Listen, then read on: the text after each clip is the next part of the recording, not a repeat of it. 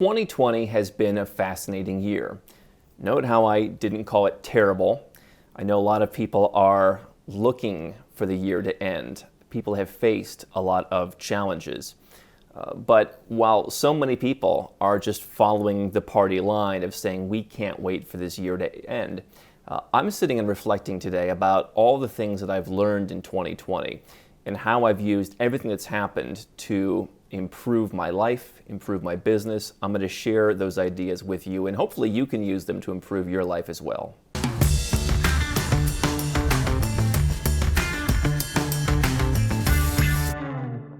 Hi, I'm Andrew Henderson, and one of the subtle messages that I think exists in our content from the very beginning with Go Where You're Treated Best is this subtle undercurrent that there is opportunity everywhere, and that when everyone else is talking about how bad things are, when everyone else is seeing the negativity, you can see the positivity. That is, I think, what differentiates those of us that are entrepreneurs, those of us that find opportunities as investors, is we look for what is the lesson, what can we learn, how can we see things differently. And from day one, I've been perceived as someone who sees things differently. I've called myself a contrarian. Lots of people have taken umbrage with things that I've said about the idea that the United States is no longer the best place to be born, the best place to live, the best place to start a business. You could insert pretty much any other Western country instead of the United States. And I've said that no one country is the best place for everything, let alone possibly any one thing. People have taken issue with that. And yet, I think this year we've seen the importance. And as a business, Nomad Capitalist has seen everything from being on Fox Business, being featured in magazines. We've built our team to over 30 people, nicer people, and harder working people than ever before. I'm very proud of it. We have exceeded our wildest expectations this year. I think because for the first time in a long time, so many people really saw that it can happen here.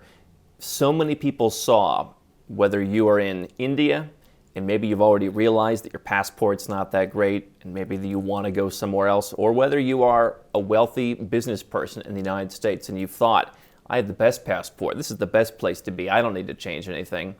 This year has shown people that the need to understand the subtlety of go where you're treated best, it's never been more apparent. We've had a pandemic that a year ago today, I remember celebrating New Year's Eve. Nobody even expected it. We've had one of the biggest elections, some say the most consequential election in the United States. We have finally the finale of Brexit. We have lots of things happening all over the world. And every once in a while, some other piece of news comes up and people say, oh my goodness, this 2020 will never end. And I think that the lessons people have seen are, number one, you want to be a customer, not a citizen.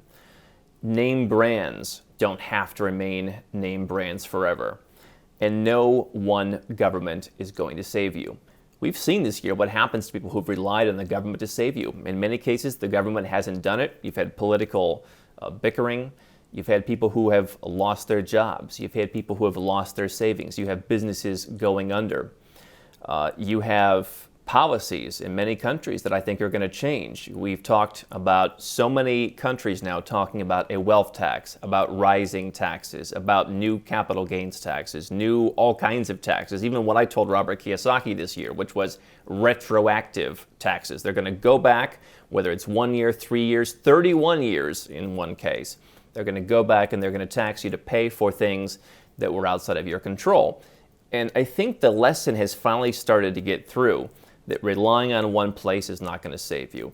That if you're relying on even the world's best passport, that's not going to save you, because right now, Americans, you have a passport that's equivalent to many African passports in terms of travel. And we've received so many calls and we've been helping so many people who normally wouldn't think that they would come to Nomad Capitalist. They're happy living where they live, but they realize being tethered entirely to the United States or to the UK because of Brexit, or to EU with the threat of rising taxes, or to Australia or Canada where they're talking about wealth taxes and they want the rich to once again pay their fair share even after they pay half of their money in tax.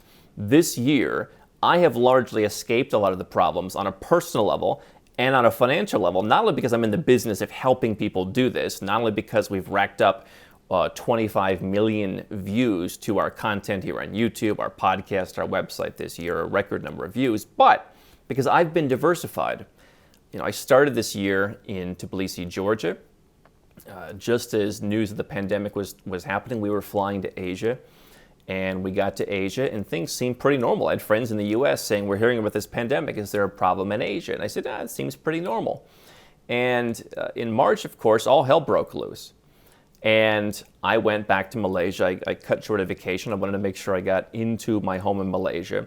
And while we were inside for a while, things got back to normal rather quickly. And we were back shopping. We were out eating at restaurants. We were out going to resorts around the country. We were leading a relatively normal life for most of the year. Several months ago, I flew from Malaysia to here in Serbia. And I've spent this time, training up our team. We've solidified new team leaders in our company. We're stronger than ever before, and we've really been focused on how do we improve the service experience in our company.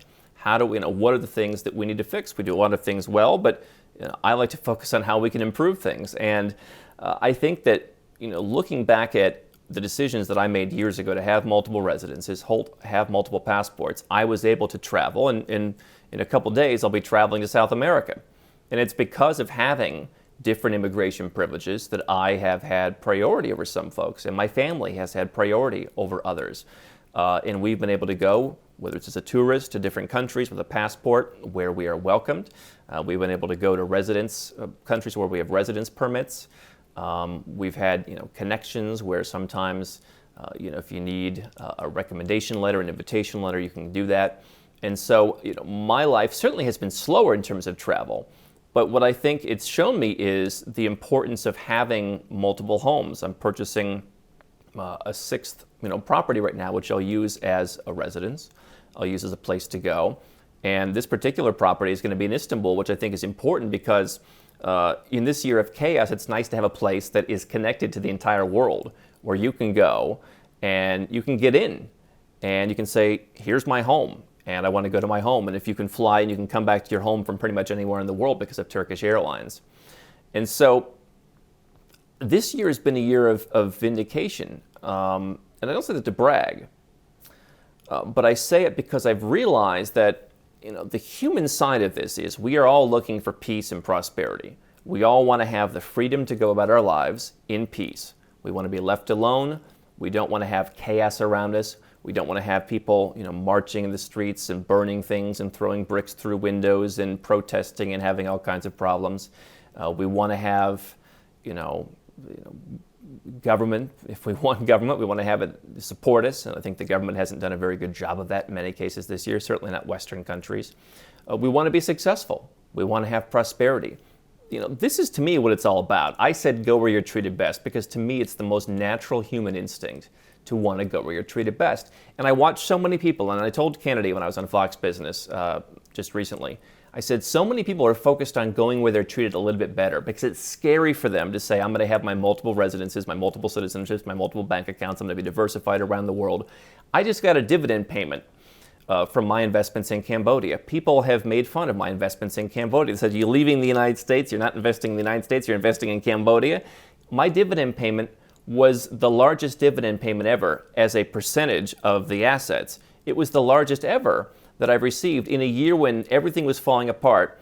The place where I've invested in Cambodia, people were paying their rent, life was relatively continuing as normal, and so now as an investor, I wasn't affected. I know people in New York City, when people say I should be investing, they can't get rent from anybody. They've got rent moratoriums, people are going out of business, they've got a lot of problems, and it's going to be very hard for them to collect. And even people who make $500,000 a year in New York City, it's tough to squeak by when you have a couple tenants not paying you because of all the taxes and all the costs and all the bureaucracy. And so for me, this has been a year where I have seen, really for the first time, in a real way, why having all these flags planted is helpful, not only for the freedom to travel, but really the one thing that I've seen is why being diversified, why going where the opportunities are best, not where the name brands are, has really served me because it has been a record year for my business. It's been a record year for me. And so this October, I flew to Serbia. I flew here to Belgrade. I met with my team leaders. We've developed and solidified a great group of team leaders who have 4 main teams and 1 smaller team. And we have great people who are leading each of these, which I'm very happy as we've grown our business. We've gone from 1 leader to now 4 or 5. And they're excellent people, and they've been building excellent teams to help. And we've gotten really some great feedback from people this year about what we've built and people who are working with us. But we had a discussion about what our business is. We talked about our vision for the coming year. We celebrated some of the successes for this year because it's doubled our wildest expectations that we projected a year ago. And it's been very fortunate to be able to keep up things. But we determined that one of our greatest strengths in 2020 was that people increasingly understand what it is that Nomad Capitalist is.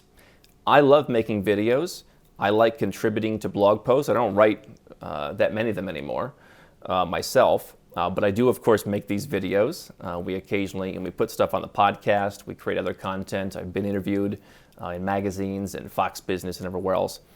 And so I like creating the content, and I like helping people. And I've said, this year when we've made content about the softer side of Nomad Capitalist, Nomad Capitalist, I've said winners want other people to win. We've increasingly been winning, and I love seeing our team leaders, our employees, our clients, people who watch win. But we are a business, and that is the lesson that I think more people have taken away. People now repeat, not only go where you're treated best, but they talk about high-level entrepreneurs and investors. That's what Nomad Capitalist does. That's what they stand for.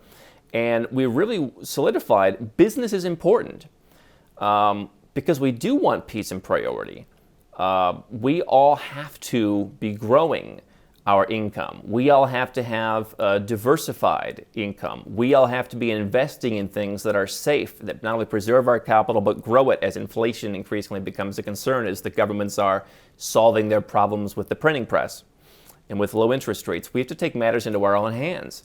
And I think people have realized that this year. I've realized that this year. And I've realized that as people have called us, largely from the United States, from Canada, from Australia, from the UK, but also from Egypt, from Morocco, from Russia, from Ukraine, from places all over the world, from France, from Germany, from Brazil, from Mexico. We've had a lot of Mexicans this year who are concerned what's happening in their country. And so, I've realized business is an important thing. And I think that, some of the folks who watch obviously are very high-level entrepreneurs. For the first time ever, we've had multiple billionaire clients. We've had multiple celebrity clients. Obviously, not gonna mention any names, but business is important. On the other hand, we've had, I think there are people in the audience who say, well, if you're so successful, why are you on YouTube? The year is 2021. This is the strategy that people who want to be in business take to get their message out. But I also realize that if you want to run a business and if you want to be successful, you not only have to reach out to different people, you have to have people you can't just rely on the United States. This year it's good for the US, perhaps next year too, but there's always going to be an opportunity somewhere.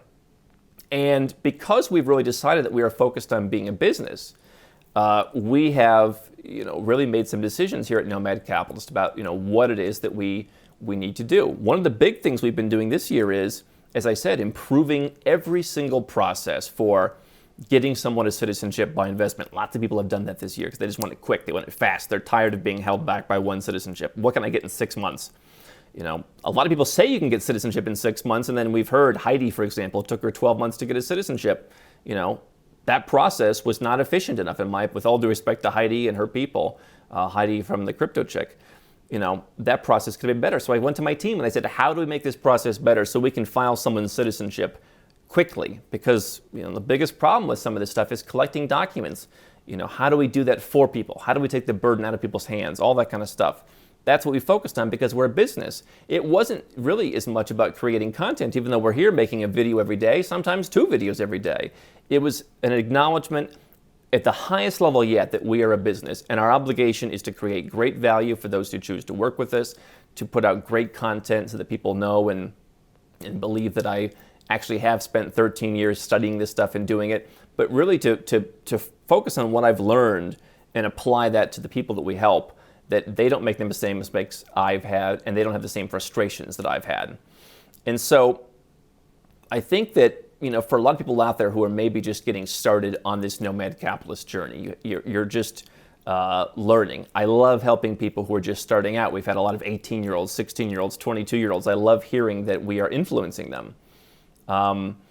But if you're just starting out, if you're not at the level where you're ready to be a nomad capitalist yet, what I would say is understand that there's a business. And I've said there's far too many entrepreneurs out there who talk the game of being in business. They post on Instagram that they're in business. But then the minute anything actually happens that runs like a business, they start to get upset. This year, we contacted a few people with their lawyers who were using the name Nomad Capitalist to try and get business for themselves. It's a registered trademark. We said, you can't do that. I wish I didn't have to do it. I like to be polite.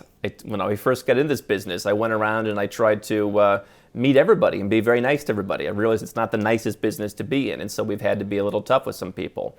You run a business with employees. We've had to make hard decisions with employees, and I'm so happy that we've had very few problems this year. We've had great people. We've really developed, hiring employees, and we've realized, as I've said earlier this year, we're bringing stuff in-house. We're a company that can afford to do that. We don't want to have freelancers who maybe aren't entirely, devoted to our mission. There are people out there who, every time I make a video, they go out and they make the exact same video, and that's fine. It's okay to just, copy what I do, and I understand that. There's nothing I'm going to do to stop that. But I think that what I've tried to realize that's different from some of the folks who are upset by, saying, why would you protect your trademark? Or, why would you have certain policies in your business for your employees, even for your clients, right?